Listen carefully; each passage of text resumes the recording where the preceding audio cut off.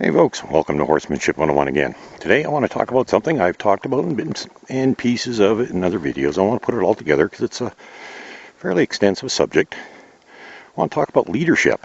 Now, before you get a bad taste in your mouth, hear me out. I'm not here to change anybody's minds. If you don't believe in it, that's up to you. But I want to throw a little information at you, give you something to think about, and although I'm not trying to change anybody's minds, I am going to talk a little bit about some of the common arguments against leadership, because I think a lot of it is based on misunderstanding, and I think there's an awful lot of misinformation regarding leadership. The pesky little fella here. Some of these little youngsters here, they haven't learned any manners yet, so they can be a bit of a problem sometimes. What I want to talk about is some of the common misconceptions. First, there's a small group of people that don't believe leadership exists at all. And that I don't understand, because if you look around nature, aside from some very solitary animals, any of the animals that are in family groups or packs or herds or anything like that, there's always a form of leadership, without dispute. So how people don't believe in that, I don't know. But there is a small number of people that don't think leadership even exists. Now, there's another couple of groups of people that debate on who the leader is and how it works and everything else. And, I got my own theory on that. I got my own beliefs on how leadership works. And I'm not going to get into that. As long as you at least acknowledge that leadership does exist in a herd, we can work with that. So, we got something to go on there. As long as you acknowledge that leadership at least exists. Now, there are people out there that, even though they acknowledge that horseman or leadership exists in a herd situation, they don't believe that it belongs in horsemanship. And I don't quite understand why, but I believe that my own theory on that is that it's because they've seen so many bad examples of leadership that they don't actually know what good leadership is. And which is why I'm doing this video, is because I want to talk about what good leadership is. Not the examples that you see, not what a lot of people tell you is leadership, but what truly good leadership is, because there's a huge misunderstanding amongst a lot of people as to what it actually is. And I have actually seen people that, have practiced leadership in their horsemanship, and yet they are verbally opposed to it. I believe that's because they've never seen good leadership. What they have been taught and what they believe is leadership is in fact not. Which, now this brings up a couple of other things. Is, like I said, it's been passed off, very bad examples. People are promoting certain things they do as leadership, and it's not. Many of them are far more dominance based, which brings up my next subject. Is one of the arguments that I get is, as soon as I mentioned leadership, people go, oh, you're into dominance. No, I'm not at all. I'm quite opposed to dominance and horsemanship, and leadership and dominance are two very, very different things. They're not one and the same at all. If you don't understand that, you really need to go look up the definition of both the words, for one, and see some good examples of the two in practice. Well, actually, if you see dominance, it's a bad example, but you get the point. The other argument that I have, heard is, leadership is fine and dandy, but you cannot emulate a herd situation because you're not a horse, and your horse knows you're not a horse. Well, of course my horse knows I'm not a horse, and I'm not trying to be a horse. I can still be a good leader, though. And if you don't think that interspecies relationships exist or are possible, there's thousands of videos on YouTube you can go watch showing various animals of different species relating, and little tiger cubs being raised by orangutans and all sorts of things. I mean, the possibilities are endless. So there's no limitation on whether or not you can be a good leader to your horse based on the fact that I'm not a horse. I can still be a good leader. Another one of the arguments that I get is, since I mentioned leadership, it's like, oh, you're a control freak, you're into control. Well, whether or not I'm a control freak is irrelevant. Leadership is not about control. That's not the end game. Good leadership will give you control, but it is not about control. Good leadership is giving a horse what it needs. And these are some of the misunderstandings about leadership. And one of the things that I like to compare it to is... for example, I talked about this a bit in another video, is a lot of people like to be a partner with their horse. They don't want to be the dominant one. They don't want to be the leader. And I explained that doesn't work because horses aren't partners. They can be buddies, they can be friends, but they're no equals. And that just does not exist. Now, I like to equate it to a couple of cops. You take two cops, you put them together, they're partners. Absolutely. They can be partners for many, many years. And they, quite literally, their lives depend on each other.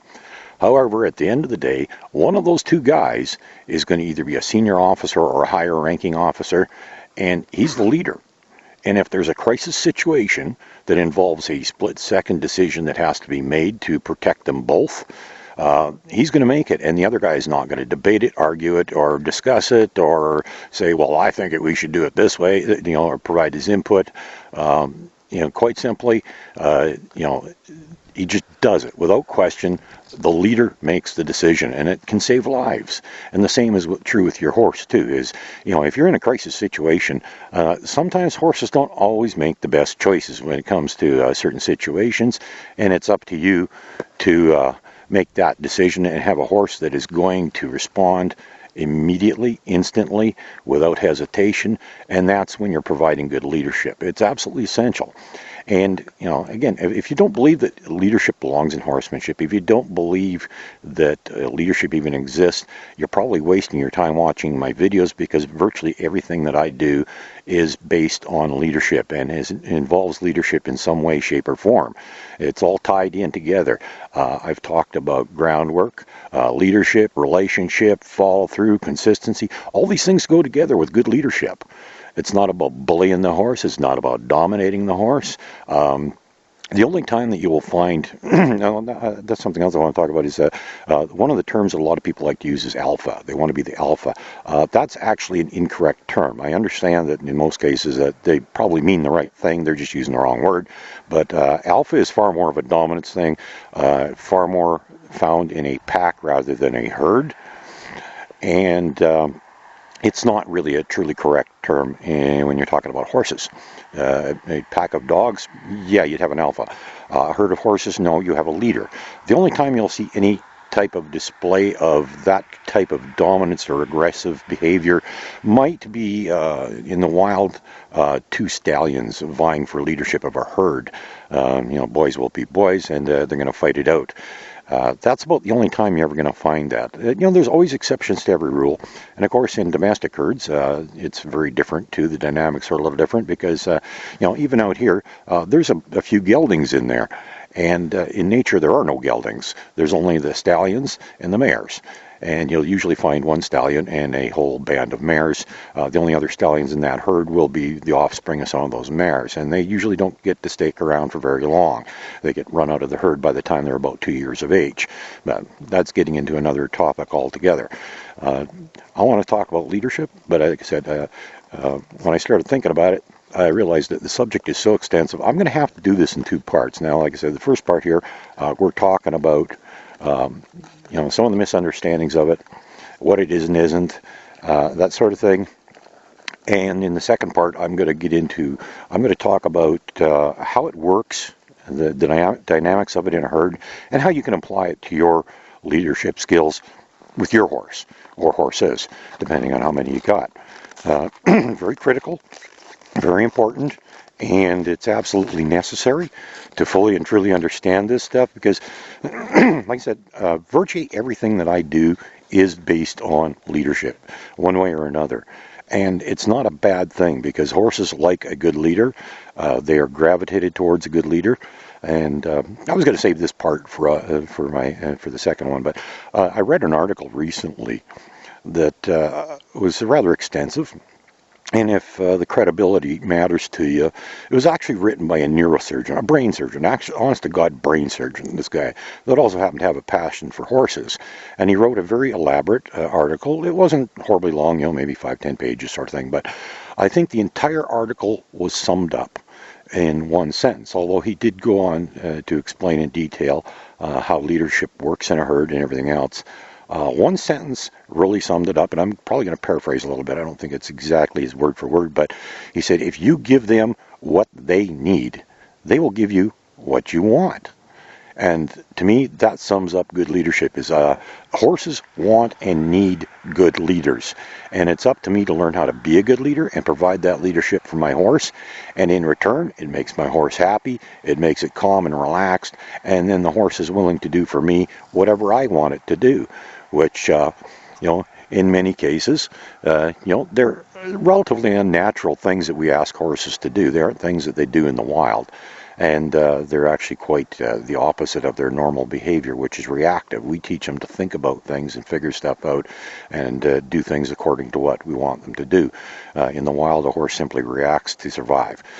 Very different, and also very different. That was almost the difference between dominance and leadership. Is dominance teaches them to react to things. Leadership teaches them to think about what you want and what you're asking and do the right thing. So that's part one. I'm going to put a wrap on that one. And part two, I'm going to talk a little bit more about how it actually works, the dynamics in a